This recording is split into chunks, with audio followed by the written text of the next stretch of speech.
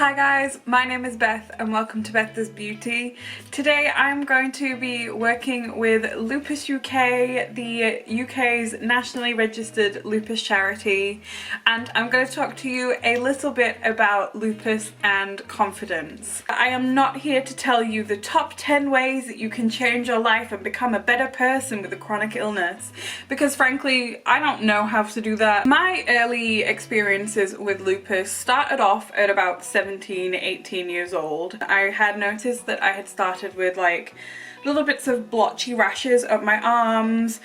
Naturally, I went to a medical professional. I was not given the level of care that I feel I should have been, and unfortunately that led to 3 misdiagnoses. When you're going through something that is becoming quite scary because the symptoms were starting to progress, I feel that is very damaging to your belief in yourself. What I did to build up my own self-esteem in that regard was to reach out to charities. LUPUS UK are an incredible source of information. I genuinely mean this when I say that they have built my confidence up like you wouldn't believe. Their website has a number of resources. I genuinely think that knowledge is power and knowledge can lead to a huge source of confidence within yourself. They have multiple booklets for symptoms of lupus, for friends and family who have a friend that's dealing with lupus,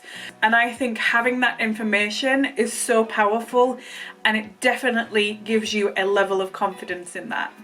LUPUS UK, their website, have a section that is dedicated to support groups for those of us suffering with lupus and those of us with friends and family with lupus. I wish I had known about that section on their website, because I would have loved as a teenager to have gone to a support group. I was bedbound for a lot of the time.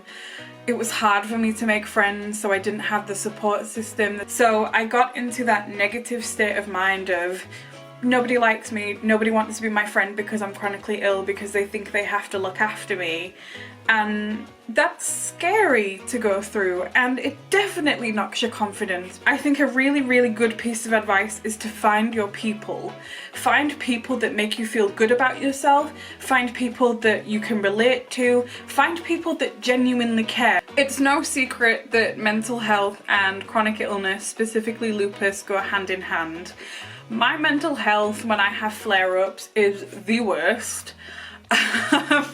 Brain fog hits, I forget things, I get frustrated with myself. I think it is important to talk to someone who can validate your feelings, and even if they just sit and listen to you, go on at them and say, hey, this really sucks. This is really hard for me. Yesterday I didn't get out of bed because I didn't feel like I could get out of bed because I was either in so much pain or I just didn't feel like it. And I cannot tell you how relieving it felt to have someone go, that's okay.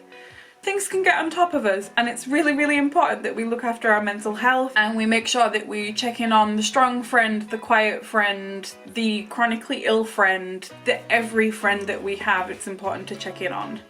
I suffer quite badly with butterfly rash. When I was 18 and first diagnosed with lupus, my butterfly rash was the #1 source of my anxiety. I didn't love myself anymore. I wanted to lock myself away and never ever leave my own place, because I had this internal horrific view of myself as being ugly, as being imperfect. I looked up a few tutorials and I started looking at how to do a base makeup to cover the skin. Doing makeup meant that I was looking at my face in the mirror for extended amounts of time while I was trying to figure out how to lay a foundation up. It was not an easy journey, let me be the first to tell you that. It took a long time. And about 3 years into my journey, I finally felt like I didn't have to wear makeup anymore every single day. And so I was looking at my imperfections, and that made me normalize my imperfections because I was looking at them. What concerned me the most was what kind of quality of life was I going to be able to live being sick all the time. And I feel like that's a point that we have all reached in our lives with chronic illness. Creating something out of that anger is incredibly important, and I think it really builds your confidence up. I got back into crochet, knitting. It was something that I wasn't committing to, so I didn't have to allocate time for. I could just do it as and when I wanted. And now with the technology that we have in this day and age, you can invest yourself in watching something on YouTube, a TV series on Netflix and the TV. They give you a goal at the end of the day, and they give you something to smile about. And I think that you become confident because you have something to look forward to. You have something that you want to do.